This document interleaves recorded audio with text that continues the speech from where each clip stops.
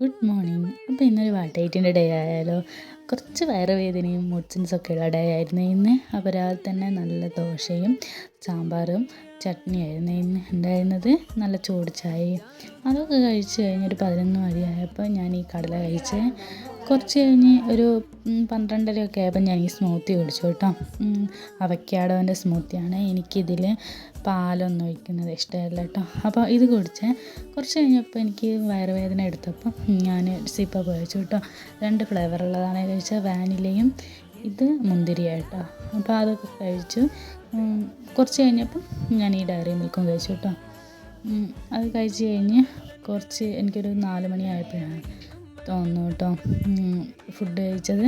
അപ്പോൾ ഫുഡിന് ഇന്നുണ്ടായിരുന്നത് സാമ്പാറും പപ്പടവും മുട്ടയും ബീട്രൂട്ട് ഉപ്പേരിയാണ് ഉണ്ടായിരുന്നത്.